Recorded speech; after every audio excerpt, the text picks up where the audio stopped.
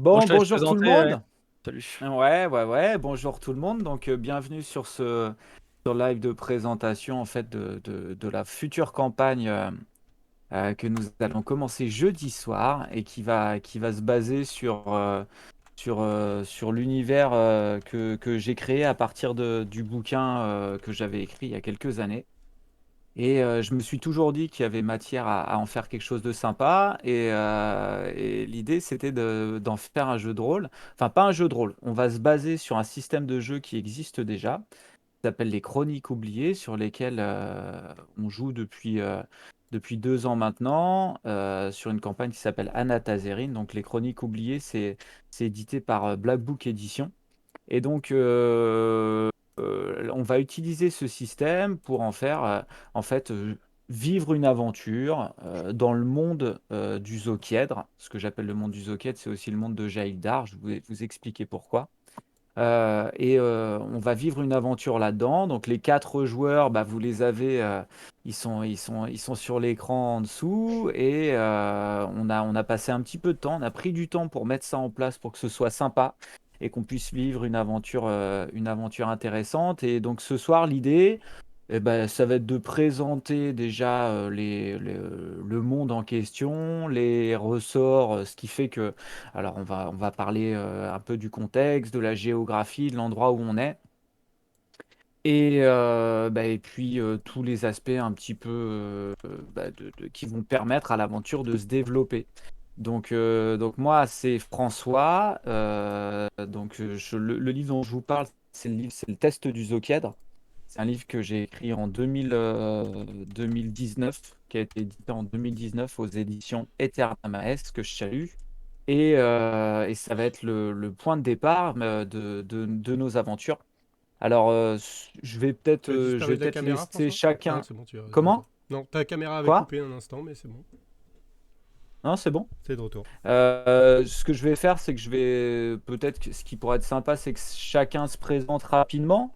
Et puis après, je vais expliquer plus en largeur de quoi on parle surtout essayer d'expliquer un petit peu le monde dans lequel vous allez évoluer, de quoi il s'agit. Je vous laisse faire.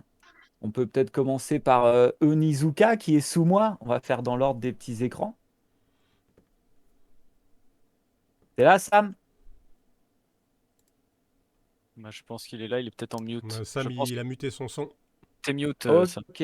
Alors, Je vas-y, continue à Adrien, vous je te parler laisse faire. alors que j'ai coupé mon casque. Voilà. T'inquiète. Vas-y, vas-y. Pardon. Donc, vas-y, juste une petite présentation rapide qu'on explique un petit peu qui on est et pourquoi on est là, quoi. Moi c'est Sam. Mon pseudo sur internet c'est Kalenot le plus souvent. Et là je vais jouer le personnage de Onizuka Senfi. Voilà. Adrien. Moi, du coup, c'est Adrien, du coup, et je vais jouer le personnage de Joe McBurnick, petite référence à un dessin animé quand on était gamin, comme je joue un pirate, comme dans le dessin animé, et donc voilà, je vous en dis pas plus, je vous présenterai mon personnage plus tard. C'est la famille pirate, C'est ça, non? C'est ça? Ouais, c'est ça, ouais. Hmm. c'est dans quoi? La La famille famille pirate. pirate, je Ah, sais mais pas nous, si on vous est trop vieux, nous, voyez on n'a pas Ah, l'âge. l'image mais si, mais avec c'est un un, truc un de John, pirate. ça. Ah ouais, non, c'est Ah vieux ouais, quand ouais. même, hein. Ouais, Enfin, ouais, oui. Ouais. enfin bon, tout est Hein. relatif. C'est juste la génération Voilà. d'après nous. Mes enfants, regardez, hein. Bon, Ouais, allez, passons. Marco, Donc, Marco, si tu. moi, mon personnage, c'est Gerliguin Trogneterre. Donc, un nain. Et voilà. Ça risque d'être rigolo. J'en dis pas plus. Mystère. Ouais, mystère, mystère. Et moi, donc, moi, je joue le rôle d'un personnage un peu clé dans l'histoire, parce que je joue le rôle d'un scriptomancien. Vous verrez par la suite ce que c'est exactement. Et donc, mon nom, c'est Jail d'Erohem. Voilà, un personnage un peu sombre. Exactement. Enfin, un peu sombre, enfin, un peu badass, quoi. Moi, j'aime bien. Ouais, ouais, Do- ouais, mais un peu, comment je dirais? Le mec qui te regarde avec un regard où tu te dis, oh putain, il faut pas le chercher. Un truc comme ça. Ouais, Je sais pas voilà, ouais, comment. ouais, mais moi j'aime Hmm. bien le style. J'aime bien le style. Ouais. Je me disais, Marco, est-ce Oui, qu'avant qu'on commence, pour faire un petit teasing un peu classe, est-ce qu'on pourrait pas mettre la bande-annonce on peut. de, justement de la partie qu'on va jouer jeudi? Donc, c'est parti. C'est parti? Go. Alors je vous invite à rester silencieux, parce que sinon on va entendre ce que vous dites, ça va être terrible. Voilà, c'est pas mal le début. Hein. J'aime bien. Ah merde, j'ai pas le son. Y'a pas de son.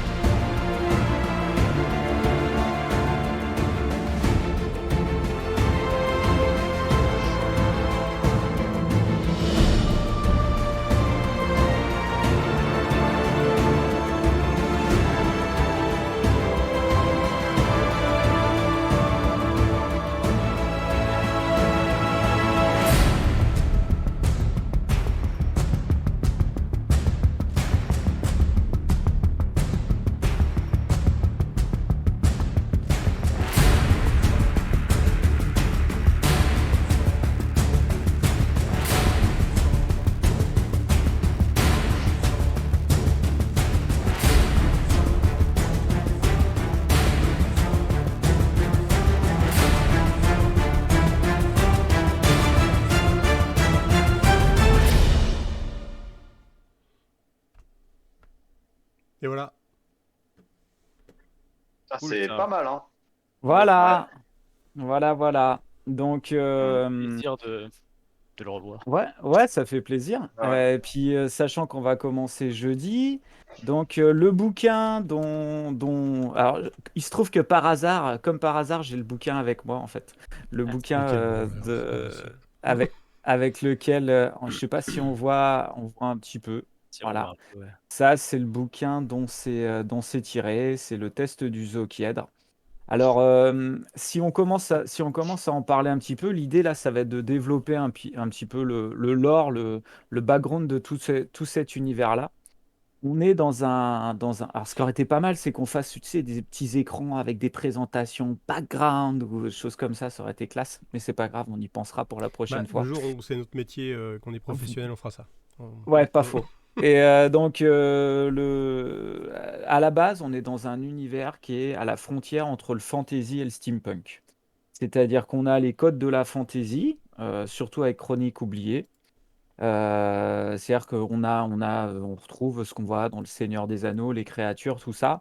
Mais on a aussi une base par exemple, d'engins volants, des aéronefs, des choses comme ça. Donc, à la base, dans le livre de base, là je suis en train d'écrire le deuxième. Dans le livre de base, on est sur quelque chose, une histoire qui se passe 1000 ans avant le jeu de rôle que nous, on va vivre jeudi. Euh, donc il y a 1000 ans qui se sont passés depuis la fin du deuxième bouquin que je suis en train de finir et le jeu de rôle que vous allez vivre, le scénario que vous allez vivre.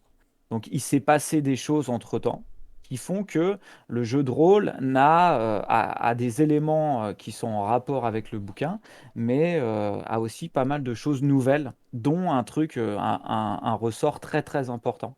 C'est le fléau dont je vais parler un petit peu. Euh, Ce qu'on pourrait faire déjà, c'est voir un petit peu ce que c'est que Jaildar, c'est-à-dire le continent sur lequel va se dérouler l'action. Donc là, ce que je vois à l'écran, voilà. Euh, à l'écran, je vois pas en fait la page d'accueil des chroniques de Jaildar, Marco. Je sais pas si tu as moyen de. Tu sais, normalement, il y a un écran de base. Je sais pas si tu as moyen de le projeter. Tu veux que je quitte Parce que... la partie? Mais non, non, normalement, tu devrais être dessus. Bah, c'est Donc, parce que tu l'affiches pas sur la partie. Tu nous l'affiches si, sur la partie. si, comme d'habitude. Si, il est Bah, moi, je dessus. suis sur la Il y a partie. des chroniques de Jaildar, t'es dessus? Parce que Ouais, normalement, vous avez vous avez l'écran de base On a des l'écran chroniques de noir. Jaildar. On a l'écran noir. D'accord, ok. tout le monde a l'écran noir. Alors, je vais Mais pas vous que moi. emmener sur la map. Je sais pas pourquoi, on verra bien. Je vais C'est vous bon. emmener sur la map. Vous la voyez la map? Ouais. Impec.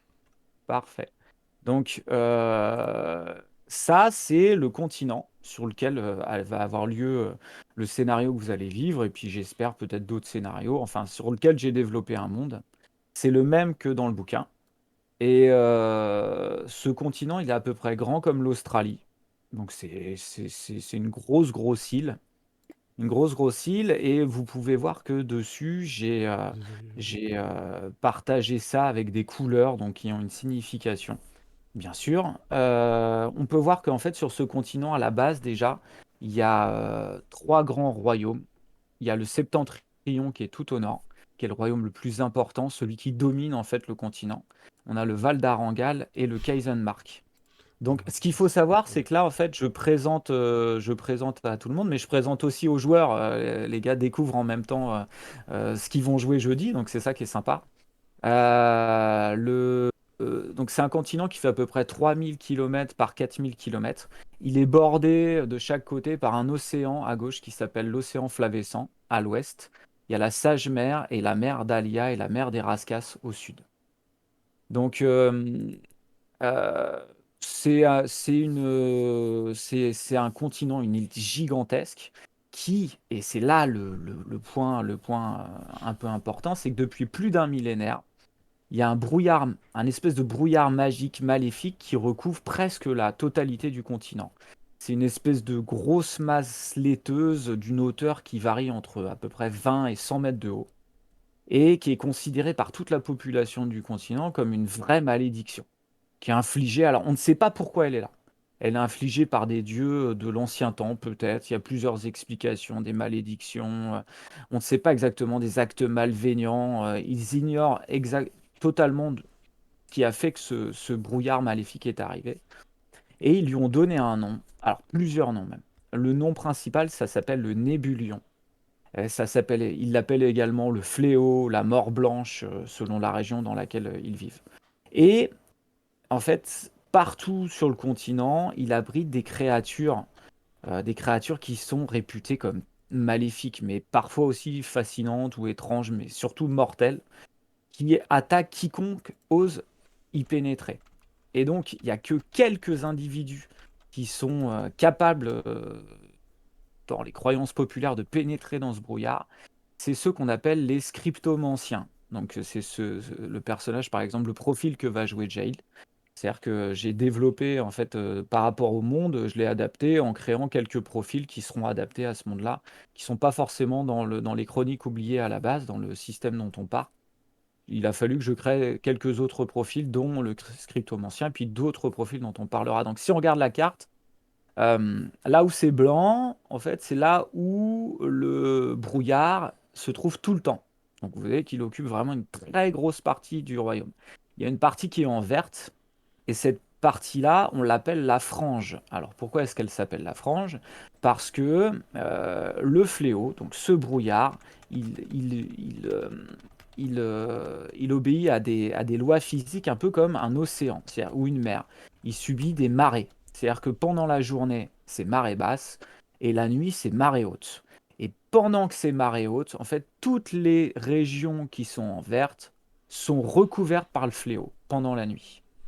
Et puis on a d'autres régions qui sont en bleu, qui elles ne sont recouvertes par le fléau que quelques jours par an. C'est des jours qu'on appelle la grande marée, enfin quelques nuits par an. Et donc pour ces régions-là, ça veut dire que les régions qui sont en vert, pendant la journée, il n'y a pas le brouillard, donc elles vivent naturellement. Et le soir, elles se réfugient dans leur maison. Et tout l'espace autour d'elles sont envahis par le brouillard. Et il y a des créatures qui arrivent autour, donc ce qui fait qu'ils ont développé des moyens de défense à base de runes. Et de défense magique, pour empêcher les créatures de venir attaquer les maisons et leurs habitants. Mais on se doute bien qu'il y a un taux de mortalité qui est quand même assez costaud dans ces endroits-là. Puis on a aussi des parties du monde qui sont en jaune. Celles-là, c'est vraiment des parties qui sont soit parce qu'elles sont très très surélevées sur des montagnes, des choses comme ça, soit parce qu'elles sont vraiment excentrées, qui elles ne sont jamais envahies par ce brouillard. Voilà. Ça, c'est un petit peu pour la géographie du continent. Donc, par rapport à ça, ça fait que les habitants de Jaildar ont dû développer donc de ce continent qui s'appelle Jaildar, ont dû développer des moyens de survivre, de se déplacer.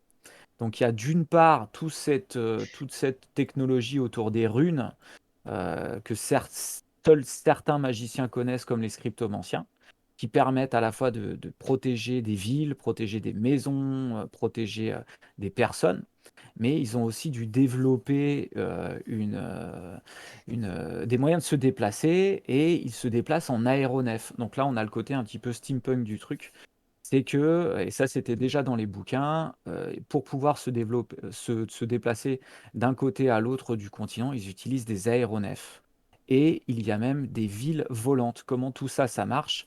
Bah, ça marche parce que du côté de la chaîne principale de montagne qui est au centre du continent, qui s'appelle les Mille Crocs, il y a un endroit où il y a des spores géantes qui c'est une vallée en fait qui s'appelle la Pouponnière dans laquelle il y a des spores géantes qui se développent et qui échappent aux lois de la pesanteur.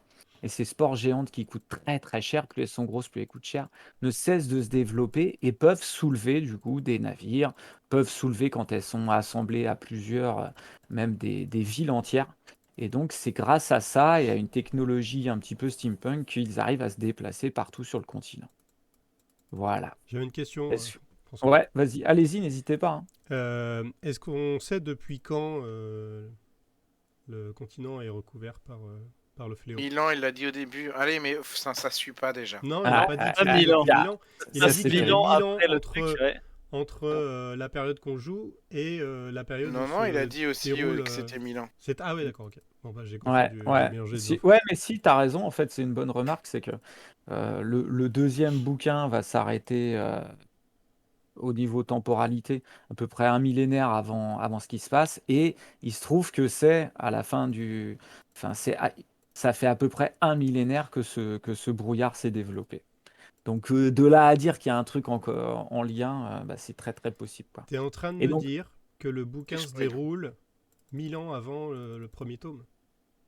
non, que le jeu de rôle se Ah, déroule c'est- 1000 ans, ans 1000 après. ans, 1000 ans après le deuxième tome. Ça commence.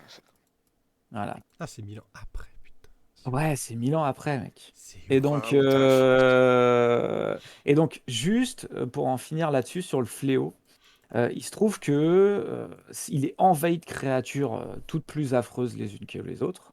Et par exemple, ça oblige les gens qui habitent dans la frange, donc cette partie qui est recouverte chaque nuit par le fléau, par la marée, à développer des tactiques comme aussi, par exemple, enfermer tout le bétail. C'est-à-dire que le bétail, ils ne peuvent pas le laisser en extérieur. S'ils le laissent en extérieur, ils vont se faire bouffer toutes ces créatures maléfiques qui rôdent partout et assoiffées de chair fraîche. Donc, ils sont obligés de les enfermer chaque nuit, etc. Ce qui fait que bah, par exemple, par rapport à des mondes comme les Terres d'Osgil pour Jaildar, pour les Chroniques oubliées avec Anatazerine, on va avoir des échelles de valeur différentes. C'est-à-dire qu'un cheval ou du bétail va coûter beaucoup plus cher. Les gens vont être beaucoup plus attachés à leur cheptel que dans les Terres d'Osgil, parce que ils risquent de se les faire. Enfin, il y a un taux de mortalité qui est incroyable. Et puis par rapport au fléau, l'idée, c'est que les gens du commun ne s'y aventurent pas, de toute façon.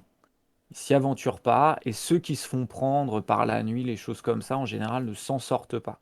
Et c'est là qu'il faut faire appel à cette caste, les scriptomanciens. Alors, les scriptomanciens, c'est un petit peu un mélange de mages, de rôdeurs, de druides aussi, si on veut, mais adaptés qui sont développés en école et avec un élève qui dépend d'un maître, vont développer des savoirs, des runes de défense qui vont permettre de se protéger contre ces créatures, soit avec des cercles de défense autour d'eux qui leur permettent d'être en sécurité la nuit, par exemple, quand ils passent la nuit dans le fléau, soit avec des runes à plus haut niveau qui vont même permettre de se déplacer avec discrétion dans le fléau et de ne pas se faire repérer ou d'essayer de ne pas se faire repérer. Voilà. Et donc l'idée, c'est on est en train de développer un bestiaire avec Marco Gerliguin. Et on essaye de développer en fait des créatures. Qu'il faut savoir, c'est que dans le fléau, la plupart des gens ne peuvent pas s'y balader parce que c'est trop compliqué, parce que les espèces nuisibles sont trop nombreuses, mais il y a aussi d'autres types d'espèces qui peuvent y vivre. Et l'idée, c'est aussi de développer toute une faune et une flore qui soit pas forcément nuisible, mais qui soit extraordinaire, et que vous puissiez rencontrer dans vos aventures. J'ai une question, Voilà, François. allez-y les gars. C'est un peu comme dans l'idée, j'imagine qu'on croisera aussi au niveau du monde dans lequel on évolue. Euh, c'est un peu comme dans une ambiance Z, comme ça, où alors c'est compliqué, là, on roule pas sur l'or, et on va avoir affaire à des hommes aussi, j'imagine, qui sont pas tous de bonne foi et qui risquent de nous mettre en danger, ou alors un monde un peu dans lequel on évolue un peu, où on peut pas faire confiance à n'importe qui, et où le commerce n'est pas florissant non plus, quoi. Il y a des villes En un peu fait, qui sont des villes riches et des villes bien plus pauvres, j'imagine. Tu nous disais qu'on venait un peu du nord, si je dis pas de conneries. alors, en fait, pas exactement. Dis-moi. Si tu regardes le plan, je vais essayer de... Hop. Si tu regardes le plan, j'ai fait un point rouge là, je sais pas, ah bah non, tu peux pas voir si je fais comme Léo ça. Jaildar, Je, ville si je je- suis je sur, vais l'agrandir, j'ai fait un rond noir dessus, je sais pas si vous voyez. sur Non. Roll20. Ouais. Ouais, sur Roll20 là. Vous allez démarrer l'aventure en plein cœur, en Ok. plein centre du continent. Et D'accord. vous êtes dans une petite ville qui s'appelle Bonsim. C'est vraiment un petit village. Après, on pourra en reparler après Ouais, ouais. exactement du début du scénario, ça pourrait être intéressant. Mais vous êtes vraiment plutôt dans un coin qui s'appelle les Hauts de Jaildar, qui est vraiment une région qui est très calme, qui n'a pas vraiment de gouvernance affirmée. C'est plutôt des villages qui ont chacun leur façon de fonctionner. Et là où on va retrouver par contre des grandes villes, ça va être de toute façon toutes les villes volantes. Alors sur le Ouais. plan, j'ai indiqué les villes volantes. La plus proche, par exemple, c'est Carnival. Elle est au-dessus. Elles sont représentées par un losange, Oui, je ces les villes vois. volantes. Et quand tu dis île volante, enfin ville volante, Ouais. elle bouge pas. Alors, c'est-à-dire que non, elles sont fixes. Elles sont suspendues sous. Alors, ça va être des structures en bois qui vont être suspendues sous une forêt de spores, en fait. Ouais. Ok. Il Et n'y a qui sont pas de fixes. question d'hélice, de machin. Non, pas sur les villes volantes, pas sur les villes volantes. Alors, la principale île, ça va être celle qui est ici, c'est Baal. C'est la cité reine, en fait, la cité mère du continent. C'est la capitale du Septentrion. Donc, le Septentrion, c'est vraiment le royaume qui est le plus fort, qui est le plus développé, qui a le plus d'ascendant sur les autres. Et l'empereur du Septentrion, il s'appelle Aldégaran. Et c'est vraiment, il y a beaucoup de seigneurs aux alentours, celui du Val d'Arangal, celui du Kaisenmark, qui lui ont prêté allégeance, et Ok. dont les seigneurs des Hauts de Jaildar. Et on retrouve quelques villes volantes. Il y en a, alors là, j'ai mis les plus grandes sur le plan, mais on peut aussi imaginer que dans certains endroits, il peut même y avoir des habitations volantes, des mini-hameaux, des refuges, on peut imaginer même de petites villes, mais les principales sont indiquées sur le plan. Oui, le sol, de manière générale, de toute façon, on le voit sur le plan, c'est plutôt dangereux d'y traîner, n'importe qui n'y va pas. Et finalement, Voilà. le peu de gens qui restent vivants vivent un peu dans les airs et essayent de survivre avec une économie. Bah, non, on a quand même, tu vois, dans toute cette zone, parce que là, il faut se rendre compte que tu vois, c'est assez. On se rend pas compte là, mais il est à l'échelle le plan, Ouais, mais c'est, tu vois, grand comme l'Australie. Donc en fait, les territoires en vert et en bleu ouais. sont des territoires qui sont totalement habités. Oui, ok, d'accord. Et tu vois, le Val d'Arangal, si je prends tu vois, ça fait presque 1300 kilomètres de large. Oui, d'accord. Et du nord au sud, tu as pour quasiment 3000 kilomètres. Ouais. Donc on est sur 2 fois la France du nord au sud. Donc il y a largement de quoi habiter. Enfin, il y a beaucoup de gens qui sont au sol. En gros, forcément, cette situation amène des différences entre ceux qui sont capables de vivre dans les villes volantes, qui ont les moyens de vivre dans les villes volantes, et Mhm. ceux qui sont cantonnés justement au sol et dans les régions les plus dangereuses. Oui, ok. Alors, t'as pas Voilà. parlé du phare de Crypsos? Ah oui, ça j'en ai pas parlé. Alors ça c'est une ref au premier bouquin. Sous le rond, vous pouvez voir qu'il y a le phare de Crypsos qui est là et Yes. qui est lui, alors lui qui est une relique millénaire. C'est l'occasion de le dire.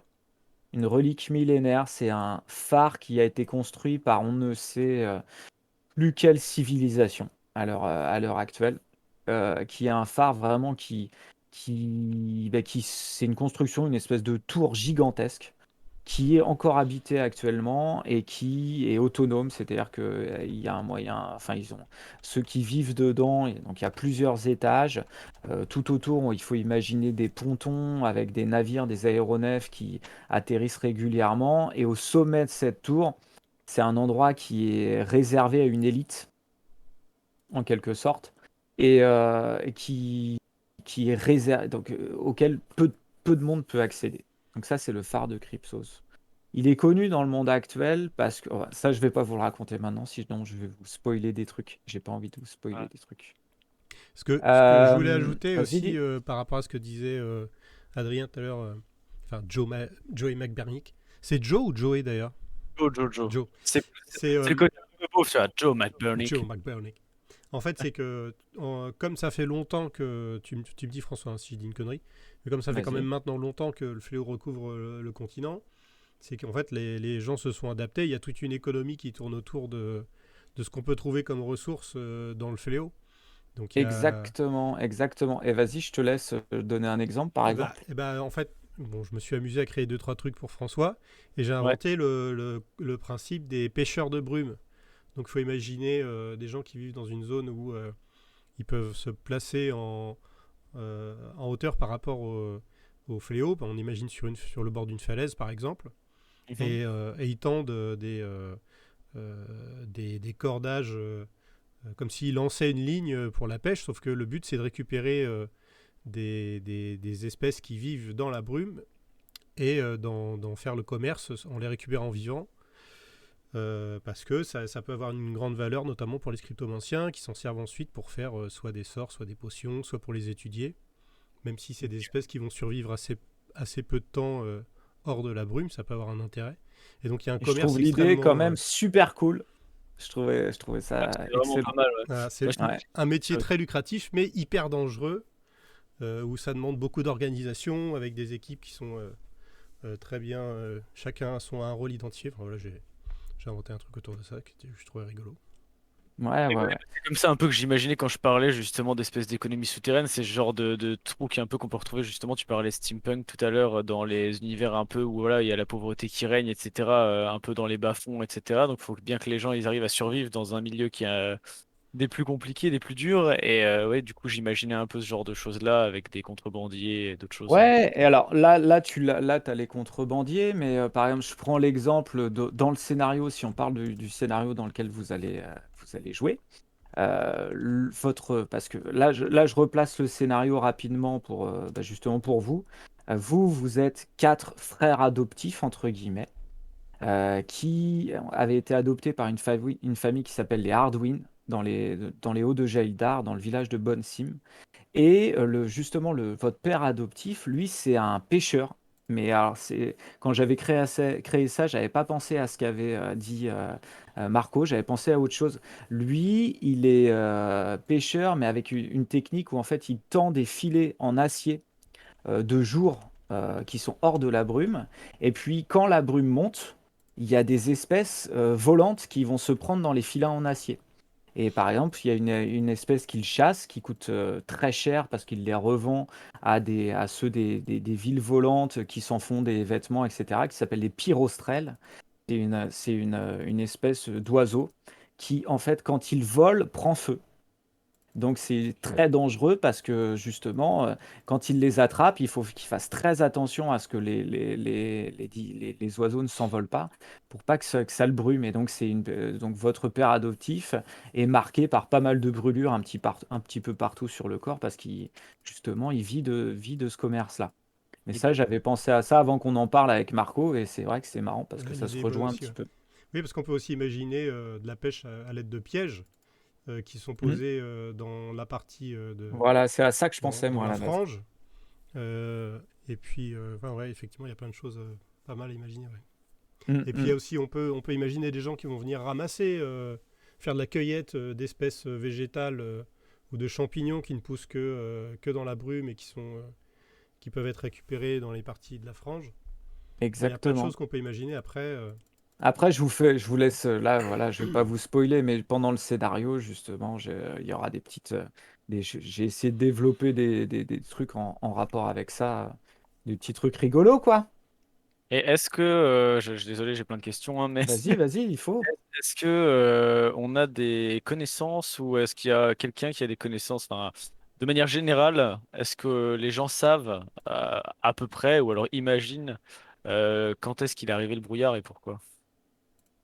Alors justement, c'est ce que je te disais, c'est que euh, il y a à peu près ils savent que c'est arrivé depuis à peu près un millénaire, et pour les gens du commun, donc je parle pas là parce que vous êtes des gens du commun, donc c'est tout ce que vous savez pour l'instant. Bien sûr. Pour les gens du commun, on est plus sur le résultat d'une malédiction, du fait que les hommes ont mal agi, du fait que peut-être c'est une catastrophe naturelle, quelque chose qui a fait que le continent s'est fait envahir. Vous n'avez pas d'explication. Enfin voilà, c'est la légende. Là, on est rendu dans quelque chose de l'ordre du mythe. Et les gens ne savent plus exactement pourquoi. Ils se sont adaptés depuis tellement longtemps à cette situation-là qu'ils peuvent pas, qu'il y a plus. Bien sûr, ça parle, mais il n'y a pas d'explication avérée, quoi.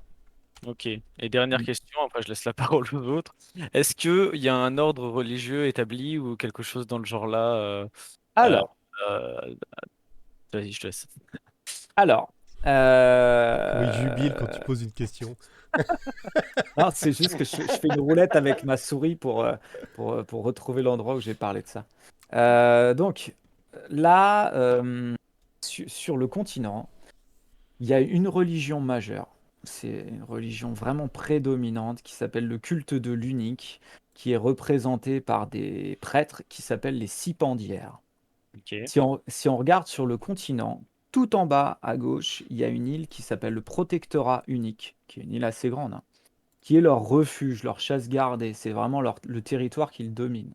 Tout ce que je vous raconte, c'est ce que vos PJ savent, ce que les joueurs que vous allez jouer savent. Je vais essayer de rien vous spoiler. Vous n'allez pas Déjà, apprendre des c'est choses en plus. Yes. déjà, c'est une zone hors d'atteinte, donc ils vont déjà me saouler parce que c'est des planqués. Voilà, exactement. Et alors, la religion de l'unique, c'est une religion monothéiste qui est là depuis même avant l'avènement du fléau, donc avant l'apparition du brouillard. Donc c'est une religion qui est plus que millénaire et qui ont des ramifications partout sur le continent. D'ailleurs, la religion officielle d'Aldégaran, l'empereur du Septentrion, c'est la religion de l'unique. C'est une religion qui est partisane de l'ascétisme, de l'austérité, et qui jouit vraiment d'une très grande autonomie et qui possède à sa tête, à la tête de cette structure de commandement, il y a une personne qui s'appelle Sar Riska. Sar, S-A-R, c'est un peu comme si on disait l'abbé Riska. C'est Sar, c'est le nom qu'on donne aux Cipandières. Et lui, on l'appelle le grand ordonnateur. Et il réside du coup dans cette île qui est tout au sud, qui est aux confins donc de la mer au nord de la mer d'Alia et qui est réservé donc aux Cipandières. Ils sont tellement puissants qu'ils ont également leur propre banque qui s'appelle la Banque Pourpre. Pourquoi la Banque Pourpre? Parce que en fait les Cipandières sont habillés toujours d'une tunique un peu de couleur rouge, pourpre, qui est immensément riche, un peu l'équivalent de la Banque de Fer dans Games of Thrones ou des choses comme ça, qui a des ramifications partout sur le continent. Ils ont aussi une armée personnelle qui est très bien entraînée et une prison religieuse sur l'île où ils enferment quiconque ose remettre en question leurs paroles, qui s'appelle l'Acadenas. Voilà. Ok, Et d'accord. donc, les Cipandières, vous les connaissez, vous, parce que ils sont présents partout sur le continent. Chaque village, surtout dans le centre du continent, chaque ville, chaque village a ses cipandières. Et il y a un temple de l'unique dans chacun de ces villages. Et à chaque fois, les cipandières vont par deux. Il y a le maître et le disciple. Et, euh, et ils sont un peu régents, ils sont un peu... c'est eux qui vont dire ce qui se fait ou ce qui ne se fait pas. Plus on va aller sur l'extérieur du continent, plus les autres cultes vont être présents. Et donc, ce qui se passe depuis une vingtaine d'années déjà, c'est que les cipandières sont vraiment prosélytes et sont de plus en plus durs et font même la guerre aux autres cultes qu'ils considèrent comme des mouvements sectaires. Ok, Donc ouais. il y a pas de, il y a pas de relation avec des choses existantes actuellement, mais un petit peu quand même, quoi. Et, euh, euh, et, euh, et donc actuellement, dans tout ce centre de l'Empire, ils vont jusqu'à même pourchasser, comment dire, remettre en question tous ceux qui présentent des signes d'appartenance à un autre culte. Et ça devient là, plus ça va, plus c'est prégnant et plus ça devient lourd pour les gens parce que ils n'ont pas le droit d'exercer une autre foi que celle de l'unique. Alors bien sûr, comme je vous dis, tout autour du continent, par contre, on va avoir des cultes un petit peu différents qui peuvent se pratiquer au grand jour pour certains parce qu'ils sont bien éloignés de la puissance du culte de l'unique, mais ils sont aussi pratiqués en secret. Et donc là, par exemple, j'avais fait un petit visuel que j'avais partagé sur Facebook que je pourrais vous mettre. Euh, je vais jongler un petit peu. J'ai fait une page avec des visuels qui sont ici. Donc, alors, est-ce que vous les voyez? Oui, Ouais. Ouais, vous les avez. ouais, c'est Donc, bon. en haut à gauche, par exemple, c'est un temple qui est le temple de Corval, qui est dans une région qui s'appelle les Grêles de Lazare, qui est une région faite de pleine de crevasses, qui est la région d'origine des demi-ogres. Donc là, ça concerne notre Onizuka Senshi Sam, qui est en dessous, qui est un demi-ogre, donc qui est sûrement originaire de cette région-là. C'est un temple qui est caché et vers lequel il y a des pèlerinages chaque année qui sont très dangereux parce que justement les cipandières cherchent à arrêter quiconque se rend à ce pèlerinage. Voilà, pour vous dire un petit peu l'étendue de leur pouvoir. Et donc Ouais. la jeunesse du culte, ce que vous savez, vous, c'est que en fait, il y a des livres particuliers qui s'appellent les Enluminons, qui sont des livres, même chose, séculaires, qui sont là depuis des centaines, voire des milliers d'années, qui sont d'une immense valeur et qui sont en gros les évangiles de cette religion-là, qui sont des livres un peu animés, un peu à la manière d'Harry Potter, mais pas vraiment avec. On peut imaginer une animation, mais avec des. Moi, je l'imagine comme, euh, comme des écrits anciens, comme ce que pouvaient faire les prêtres, des enluminures qui s'animeraient en quelque sorte, qui représentent le début du culte de l'unique, qui serait en réalité un guerrier qui se serait échoué sur les côtes du continent et qui aurait pris un statut divin en conquérant des terres, etc., et qui serait devenu l'unique, Ok. celui qu'on appelle l'unique. Voilà. Voilà, voilà. Donc là, justement, sur cette page-là, vous pouvez voir deux éléments du bestiaire que j'ai partagé aussi, qui viennent, celui de gauche, là, c'est Marco qui a eu l'idée. Bah, je te laisse présenter Alors, peut-être, Marco, ce que c'est. en fait, je me suis aidé. Alors, déjà, il faut dire que pour certaines espèces créées, je me suis aidé de ChatGPT. J'ai demandé à ChatGPT de me proposer des idées originales en lui donnant un peu de contexte, le contexte du Ah fléau. oui, et important aussi, toutes les illustrations là que vous voyez sur la page, elles sont faites avec l'IA Mid-journée. Midjourney. Mm.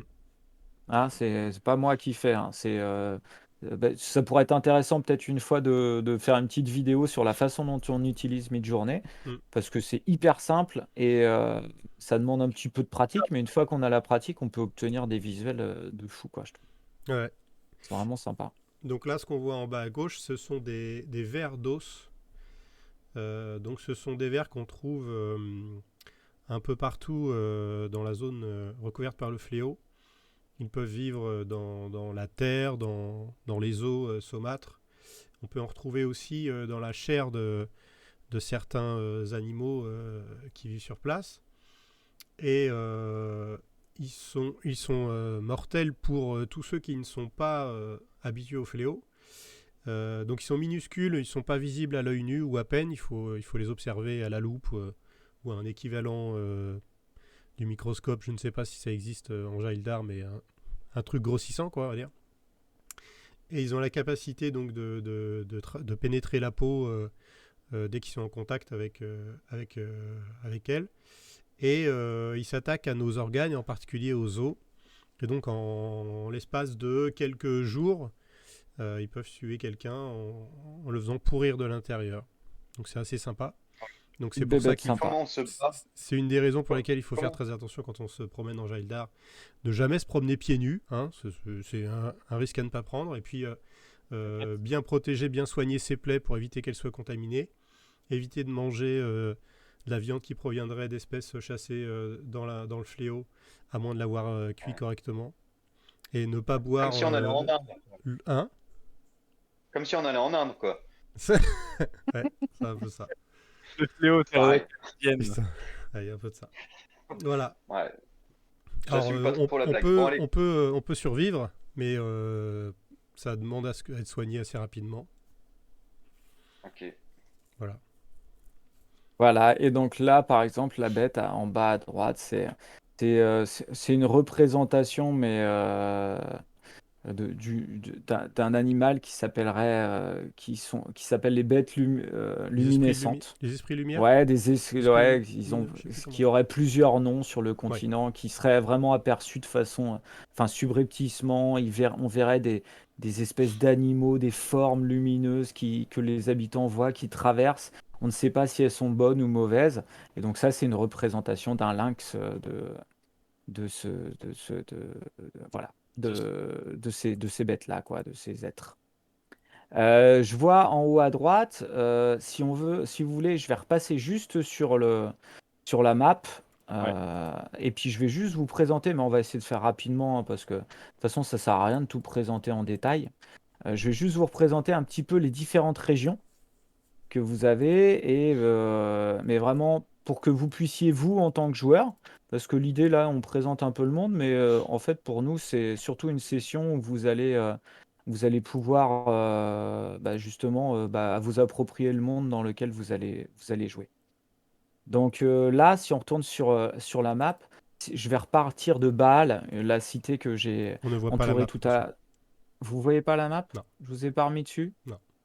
Et moi, sur le Si, je l'ai Si, là. pourtant, si, je te l'ai mis, je vous ai remis dessus normalement. Ouais. On charge, a la map. t'as toujours des Ok, problèmes de c'est charge. bon. C'est parce que ma page s'était pas mise à jour, mais c'est parce que j'étais pas dessus. C'est Ok. bon. Et Désolé. donc, je repars juste. Là, je vous fais une petite présentation des lieux importants. Donc là, je repars de Baal, la ville qu'on a entourée en haut, qui est le siège, la capitale, en gros, du continent, qui est le siège de l'Empire du Septentrion, qui a à sa tête l'empereur Aldégaran, qui est âgé d'à peine 15 ans. Un petit branleur, quoi. Mais qui est quand même à la tête de cette cité d'une armée qui est forte de plusieurs dizaines de milliers d'hommes, qui font régner vraiment la loi, qui sont vraiment en maître dans toute la partie nord et qui ont des ramifications dans le sud et dans le centre. Donc eux, ce régime, pourquoi est-ce qu'ils sont aussi puissants? Parce qu'ils possèdent justement cette vallée qui s'appelle la Pouponnière et dans laquelle que les habitants surnomment la Pouponnière et qui est l'endroit d'où émergent les spores volantes. Donc c'est eux qui ont le monopole de ça. Et ce qui fait que les spores volantes ont un prix mais totalement hallucinant et que les voyages en Jaildar coûtent extrêmement cher. C'est comme prendre l'avion pour nous, c'est très très cher. Par exemple, un voyage pour aller de là où vous êtes, des hauts de Jaildar, pour aller jusqu'à sur la droite, sur Pont d'Argent, donc qui représente à peu près 1000 km, c'est à peu près une pièce d'or des 100 km. Pour Ok. vous donner un petit peu une idée. Donc c'est excessivement cher d'utiliser les aéronefs. Et qui ça fait dure, que ça les- dure combien de temps? C'est ça que j'ai des pieds. c'est assez rapide. Alors, je vais pas tout expliquer. Après, les gars l'ont vu. En fait, j'ai établi des classes de vaisseaux avec le c'est poids vrai. des vaisseaux, les différentes classes de vaisseaux, la vitesse à laquelle ils vont. En gros, pensez que en moyenne, les vaisseaux vont à peu près à une centaine de kilomètres heure. Ok. Donc là, on peut imaginer qu'elle Pas va vite, hein. prendre 10-12 heures pour faire les 1000 km, sans compter le décollage, atterrissage. Et c'est à peu près un PO des 100 km. Donc ce qui est, dans le monde des chroniques oubliées et dans le monde de Jaildar en particulier, ce qui est déjà une fortune en fait, une pièce d'or. Donc, enfin, pas une fortune, mais voilà, il faut avoir les moyens de voyager, quoi. Et donc ce qui fait qu'il y a très Mhm. peu de gens qui possèdent des aéronefs. La plupart des aéronefs sont militaires, clairement, soit sont commerciaux, d'accord, mais des aéronefs privés, on en a très très peu. C'est soit des personnes très riches, soit un peu, ça va être des pêcheurs qui vont essayer de récupérer des choses dans le fléau, soit on va avoir des pirates. Et eux, les pirates, ils vont être originaires de la partie que j'ai appelée la fournaise, en haut à gauche, Yes. donc que j'ai mise ici. D'accord? Ouais. Donc ça, c'est ceux dont viennent, là d'où viennent les pirates, parce qu'il y a bien sûr des pirates volants. Alors si je continue rapidement en faisant le tour, on a également les Hauts de Jaildar, c'est de là d'où vous venez, c'est une région qui est pas vraiment sous le joug de quelqu'un. Enfin, la reine de Jaildar, c'est la reine Asmatée de cette région-là, qui vit dans la ville volante de Carnival. Carnival, il faut se la représenter un peu comme le Las Vegas de Jaildar. C'est une ville où il y a des tripots, où ça joue beaucoup, qui est très mal famée, et donc qui est juste au nord de votre position. Le, para- Ensuite, comment? Vas-y, n'hésitez pas les gars. le paradis pour les pirates. Voilà, exactement. Exactement. Ensuite, si je fais le tour, vous avez en haut à droite la République de Ganeria. Alors, je vais essayer de mettre des couleurs un petit peu différentes. La République de Ganeria, ici. La République de Ganeria, c'est une république qui s'appelle comme ça. C'est un endroit où en fait il y a des milliers, des millions d'arbres démesurés qui émergent du brouillard. D'accord? Il faut imaginer que ça fait une canopée au-dessus du brouillard. Donc la base des arbres sont des arbres avec des sections immenses. La base des arbres est dans le brouillard et le haut est à l'air libre. Et cette partie, elle est principalement habitée par des elfes, les elfes des bois. Et ils sont très peu connus parce vraiment, ils ont du mal à faire du commerce avec les autres. Ce qu'on sait d'eux, c'est que eux, par contre, auraient développé une relation avec le fléau particulière et auraient également, dans ce cadre-là, par exemple, un exemple, c'est que eux, ils auraient développé une technologie pour leurs vaisseaux volants où, au lieu d'être des moteurs, dont je vais vous parler juste après, les différents systèmes de propulsion, eux, ça serait en fait, leurs vaisseaux seraient tirés par des créatures volantes issues du nébulion Ok, qu'ils ouais. auraient obtenu après des centaines d'années de croisement, de dressage. Ils auraient réussi à dresser des espèces qui permettraient de mouvoir leurs aéronefs. Donc ça c'est la République de Ganeria. Au sud, un peu plus au sud, on a cette région-là qu'on appelle la région des Montagnes Bleues, vu que c'est marqué dessus. Les Montagnes Bleues, c'est le repère des nains dans Jaildar. Ok. Donc, c'est des grandes montagnes, merde, comment ça s'appelle? C'est la mort, c'est pas les mines de la Moria, mais bon, bref, dans le, Oui. dans le Seigneur des Anneaux, il y a cette chaîne de montagnes. Là, c'est un peu l'équivalent. Des montagnes qui sont pas forcément très très hautes. Les plus hautes, c'est les 1000 Crocs au centre, et dont la plupart des nains sont originaires. Alors, ce qu'il faut juste rappeler, c'est que c'est pas un continent où les gens sont totalement isolés. C'est-à-dire que les demi-ogres viennent des graines de Lazare, les nains viennent des montagnes bleues, mais en fait, il y a eu quand même beaucoup d'échanges et on peut retrouver n'importe quel type d'humanoïde partout sur le continent. Seulement, il y a quand même des régions dont ils sont plus originaires. Ensuite, vous avez la Fournaise, donc celle que je vous ai parlé, en haut à gauche, c'est une région où il y a pas mal de volcans, de choses comme ça, qui est le chef lieu, en gros, le site dont sont originaires les pirates qui sèment le désarroi un petit peu dans tout le nord du continent. Ensuite, vous avez les royaumes barbares tout en haut. Alors, je sais que c'est pas très original, mais parce que c'est des royaumes barbares et puis ils sont au nord, donc ça peut rappeler plein plein de choses. Sauf que quand on cherche à créer un truc et qu'on veut mettre un royaume barbare, en général on le met au nord, c'est comme ça. Donc mais c'est clair, j'arrive pas à faire autrement. Mais Donc c'est parce que ce euh, sont des régions où il est difficile de vivre. Donc, si on veut y vivre, il faut être un peu Ouais, bah, Un peu ouais, le ouais, ouais, mais brutasme. c'est à chaque fois, tu vois? Même si je me le dis en le faisant, bah, ouais, mais ça ressemble beaucoup à d'autres choses qui se sont faites. Bah, oui, mais c'est là qu'il faut les placer, quoi. Donc là, on a clairement des barbares qui sont alors séparés du reste du continent par une chaîne de montagnes qu'on voit au-dessus, en dessous, donc qui ont très peu de contact avec le reste du continent. On sait juste que, ils ont des coutumes assez, c'est un peu c'est des barbares, quoi, vraiment. Donc ils ont des coutumes très, très dures.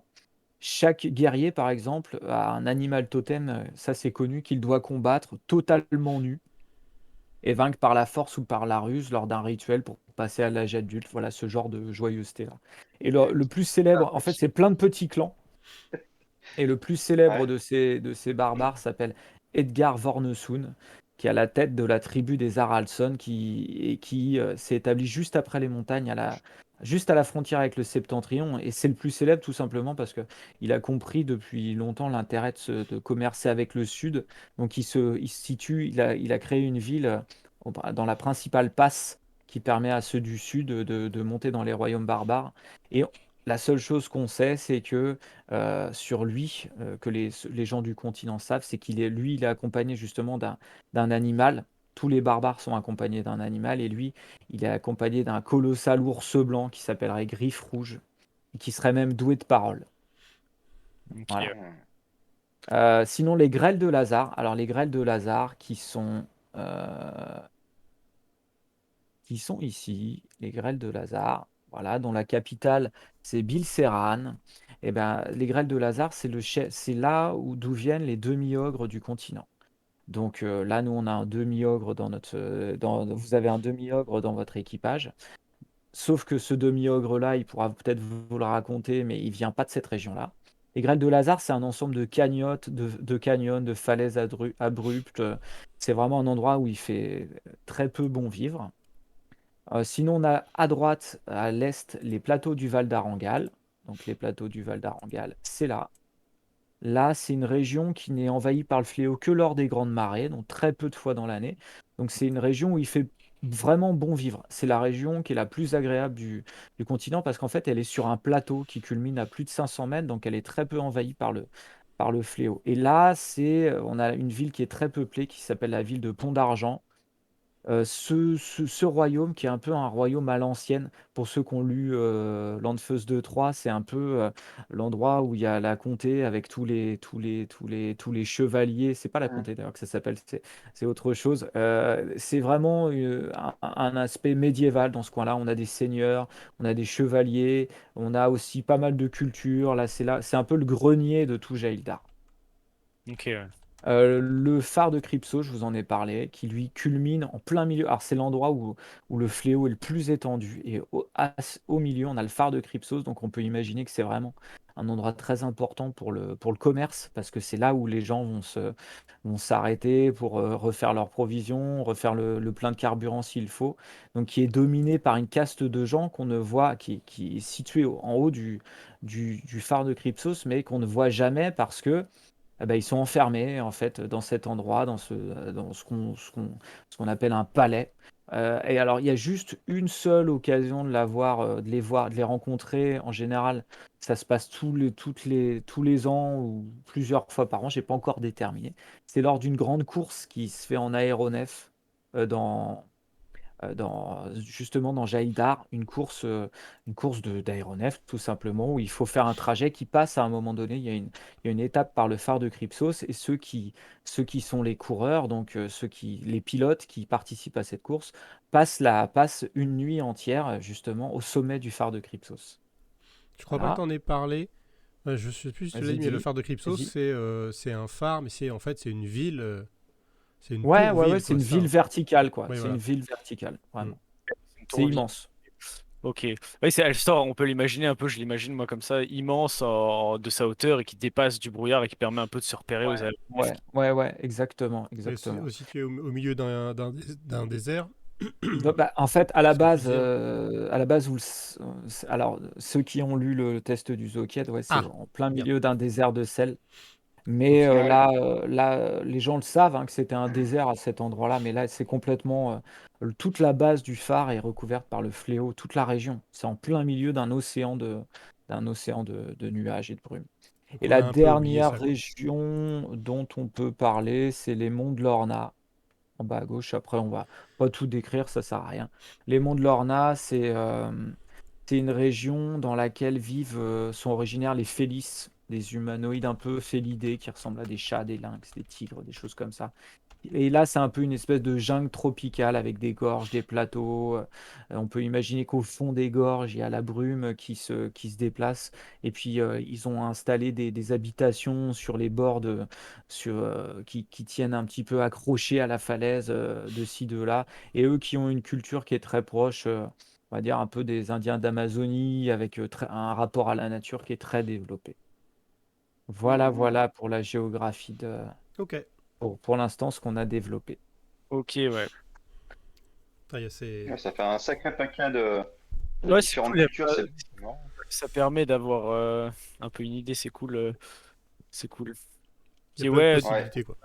vu qu'on a chacun, on n'en a pas parlé, j'imagine qu'on en parlera jeudi, du coup, quand on va débuter le jeu, mais comme on a chacun un peu notre propre histoire, nos propres classes, on va dire ça comme ça, Mhm. ouais. voilà, certains rôles. Moi, par exemple, je serai un pirate pilote, etc. Donc on en parlera plus, j'imagine, jeudi de ça. Et Ouais, ouais, Mhm. ouais. En fait, là, toi, déjà, tu viendrais du désert de Sorgho, qui est en bas à gauche, c'est qui est en ça. fait, qui est pas une région qui est couverte par le. Parce qu'en fait, c'est des dunes, mais gigantesques. On peut imaginer des dunes un peu de la taille de presque de petites montagnes et qui émergent du fléau et qui sont pas envahies par le fléau, quoi. Et sur lesquelles des villes ont été. Des villes, mais c'est plutôt des campements dans cette région-là, parce que les dunes sont par définition un peu mouvantes. Donc c'est difficile de mettre des villes, d'établir des villes de façon pérenne.